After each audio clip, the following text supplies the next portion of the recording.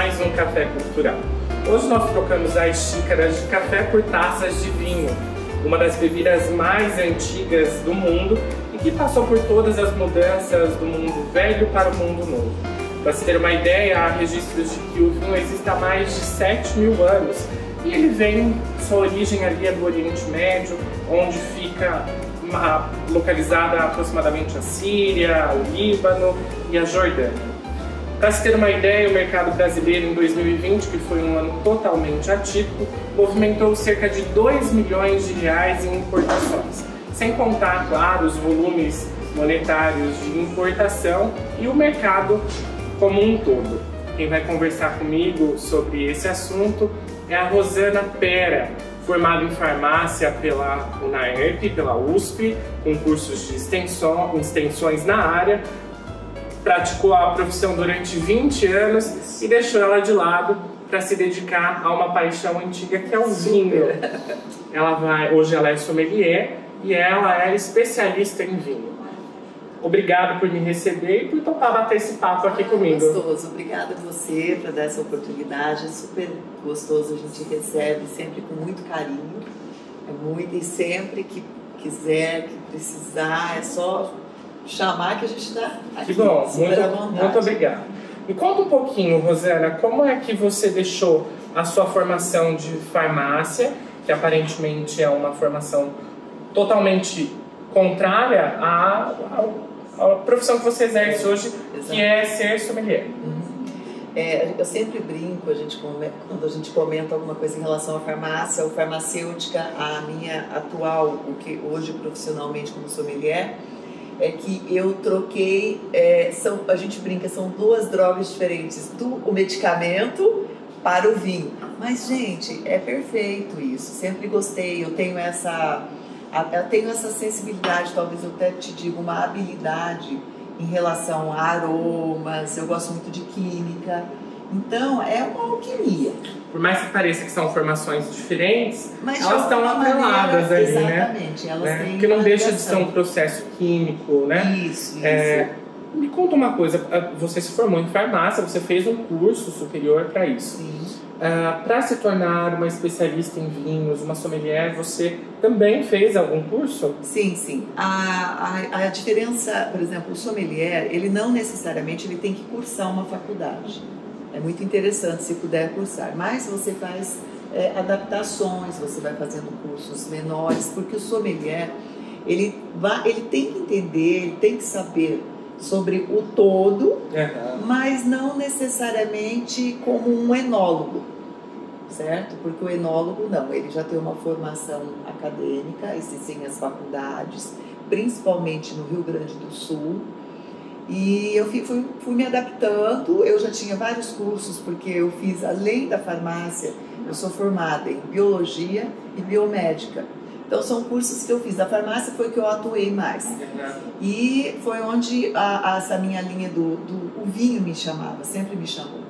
Eu sempre gostei. Então, mas assim, o sommelier ele tem que ter... porque assim, como o todo, a gente tem que se adaptar sempre.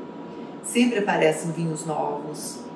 As uvas, a gente fala, são sempre, assim, não que sejam as mesmas, mas existem algumas alternativas. E a gente, até pelo nosso clima, que tem mudado muito, aquela região que às vezes chovia muito, hoje tem um pouco mais de seca. Então, tem as adaptações que a gente tem que fazer.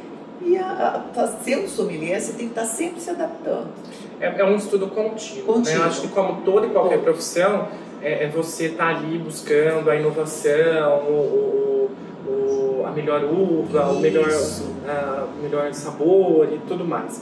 Agora me conta uma coisa, você conhece vinhos, você trabalha com isso, você vive esse mundo. Na sua opinião, e isso é uma pergunta bem controversa, qual o melhor lugar que produz vinho no mundo? Vamos falar ali do mundo. A gente tem uma produção nacional muito boa, também, sim. Mas para você, qual é a melhor? Olha, eu sou, como você falou, é muito controverso, porque a gente tem as preferências, isso é muito pessoal também. Mas eu gosto muito do vinho europeu, apesar como você falou, o Brasil ele está entrando no mercado. O vinho americano é fantástico. Na verdade, assim, o vinho da América Latina, né, Argentina, Chile, que são os produtores que a gente tem uma variedade muito grande, o americano também, mas o vinho europeu é o meu predileto, principalmente o italiano. Eu sou muito exigente. Muito. O francês é fantástico, o espanhol, em vários outros lugares. Por exemplo, a gente tem do Oriente também, a gente tem o vinho libanês, o israelita, sabe? Então, mas o vinho italiano para mim é o must. É o must. É o must. E como você disse, a gente tem vários tipos de uvas e isso produz vários tipos de vinhos. Então nós temos aí o vinho tinto, o seco, o doce, tem o rosé, o branco, o vinho verde, espumante, a champanhe, né? Tudo isso são vinhos produzidos por vinhedos e uvas diferentes, mas qual é a característica assim por cima de cada um deles? Assim, realmente é um mundo assim que a gente ficaria horas conversando sobre isso, falando sobre isso. Mas assim, hoje também o mercado ele pede que você faça alguns vinhos também que agrade, certo? Porque não é só ele pensa muito no que vai te agradar, o que vai ser bom. O tinto, você vê, a gente tem uma variedade muito grande de uvas, certo? Nós estamos mais habituados com a linha Cabernet Sauvignon, com Merlot.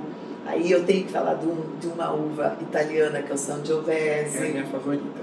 Então, assim, existe uma variedade muito grande em relação a se o vinho é barricado ou não, se ele passa por barrica. Então, todas essas características, a gente teria que falar assim horas, porque realmente o tinto, o mundo do vinho, principalmente relacionado ao tinto, é muito vasto. Então é um mundo à parte o vinho tinto com relação aos outros tantos vinhos que são produzidos. Sim, é um mundo à parte. E assim, como a gente falou aqui agora, existem vários tipos de vinhos. O vinho tinto, que é um mundo à parte. Esses outros vinhos que são vinhos verdes, vinho rosé, o vinho branco, né? E tudo isso, esse mundo todo do vinho, ele gira em torno, por exemplo, de harmonizações. Sim. Né? Dê para mim aqui duas harmonizações que são infalíveis, uma com o vinho tinto e uma com o vinho branco. Então agora mesmo eu sendo falando muito do italiano, vamos falar de um vinho argentino, a uva Malbec. O Malbec, o brasileiro gosta muito de carne, né? Então o Malbec é fantástico, essa harmonização com carne. Você vai escolher, mas aí tem, você pode fazer um filé à poivre, você pode fazer um churrasco. O Malbec é um vinho que dá certo, dá super certo. E tem alguma coisa interessante que eu vou só dar um adendo. Por favor. O Uruguai. O Uruguai, ele produz um vinho, ele produz muito a uva taná, certo? Isso já é uma característica do país. A que eu acho assim, muito interessante é a nossa feijoada. Gente, é difícil a pessoa que não goste de uma feijoada. Se tem um vinho que super combina, é o taná. Eu não sabia dessa. Aí a gente fala não assim, sabia. Taná com feijoada, assim, é um vinho que tem corpo, tudo, e a feijoada também, ela é um pouco mais, até porque tem aquela feijoada que a gente põe um pouquinho mais de gordura ou não. Tem as duas apresentações. Mas o taná é fantástico, com a feijoada. Muito bacana. Isso é super bom. A gente está falando de todos esses protocolos, do que comer, a diferença de qual vinho, mas eu sei que também há um ritual para se beber um vinho. Então, o ato de você colocar o vinho num decante, a taça certa, tudo isso faz diferença na hora de beber o vinho? Sim, tem muita influência. Eu brinco também que às vezes a gente faz algumas brincadeiras com os nossos clientes, o pessoal super querido que frequenta a nossa loja. Mas assim, se você realmente quiser seguir um protocolo, é interessante em relação à temperatura, sabe? Porque na Europa você toma um vinho, às vezes a temperatura ambiente, tudo bem. E no Brasil já não dá certo. Não consegue. Então, o branco tem que ser um vinho que tem que ter uma temperatura super ideal. Branco, rosé, o espumante. Esses vinhos, o vinho verde também é um vinho também que a gente precisa de uma temperatura, a gente fala uns 12 graus, que eu acho interessante. Mas isso não significa que você, se você quiser tomar um vinho, como eu falo em relação à taça, do jeito que você quiser, você vai... Mas vamos combinar que dá uma diferença você tomar um vinho numa taça de cristal do que se tomar num copo. Exatamente. Aí você pega o vinho, aí tem muita gente aqui, isso aqui, ele muda. Ele vai mudar a temperatura. Sabe que isso é uma coisa interessante? Eu não ia nem perguntar, mas eu sou um ávido leitor de protocolos e tudo mais. E eu vi com a morte da rainha Elizabeth, ela era uma pessoa que bebia vinho todos os dias, tomava o seu gin todos os dias, mas eu achei curioso que uma página de vinhos mostrou que ela segurava a taça de vinho branco ou a de champanhe justamente não no corpo, nessa parte. Isso. Tá certo ou tá errado? Não é errado, porque é uma rainha, ela pode fazer o que ela quiser, a gente brinca, né? Ela faz da maneira como ela achar correto, mas o certo seria sempre segurar na haste, né? Na base, ou na haste, não no corpo, porque, como eu falei, existe a diferença. Você pode mudar a diferença de temperatura, certo? Mas isso também não vai impedir que você aprecie o vinho da maneira que você achar melhor. Exatamente. Mas como a gente falou de protocolo, a temperatura tem que ser ideal. Ter uma taça de cristal, uma taça mais leve, é muito também. Existe essa diferença.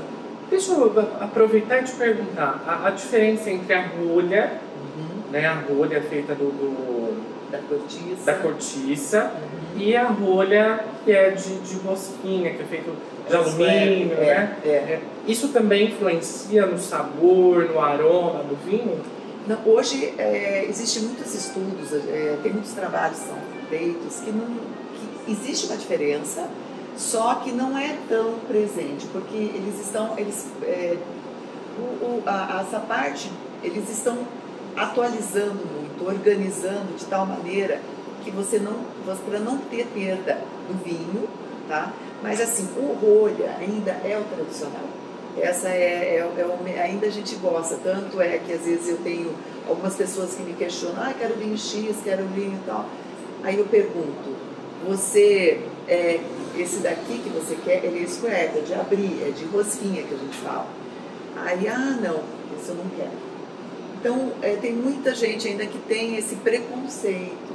Mas não, é que assim, o vinho de guarda, o ideal é sempre ser um vinho que tenha rolha. Por quê? Ele pode ficar 30, 40, 50, 60 anos.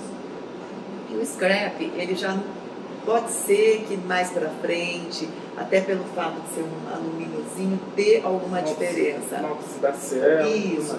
Mas assim, hoje a gente tem tido produtos assim ótimos, então quase não temos muito esse problema. De uma forma assim bem crua, nos diga como é o processo fabril dos vinhos, porque eles têm a mesma base, vamos dizer assim, apesar que a forma de curá-los seja diferente. Aí tudo começa com a produção, né? Já começa com as colheitas, e hoje em dia também a gente trabalha muito com vinho biodinâmico, vinho orgânico também, que é super interessante.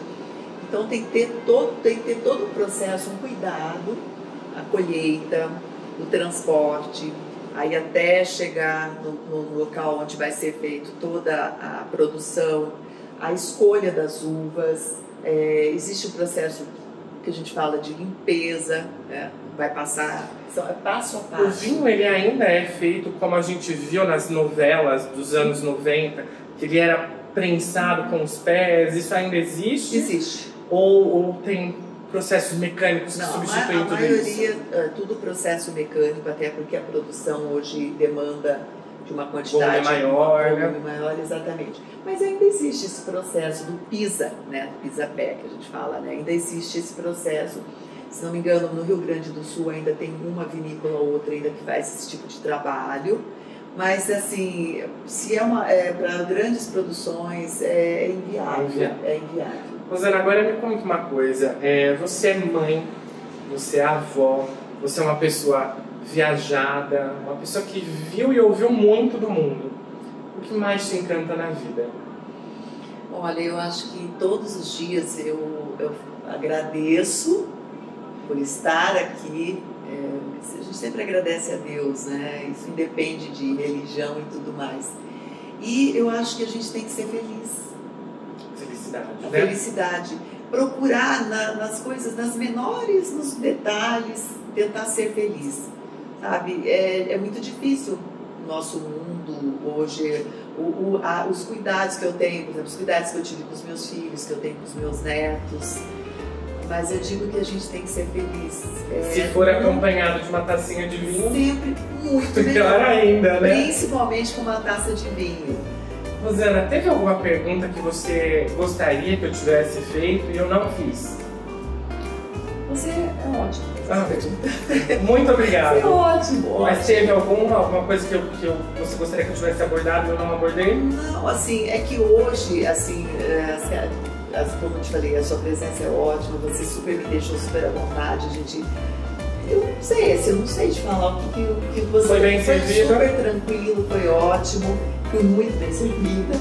E a gente tem que fazer um super brinde agora. Um super brinde ao Café Cultural. Exatamente. E se inscrevam no canal para ficarem e acompanharem todas as notícias e os próximos vídeos. Ótimo, muito obrigada. Eu que agradeço.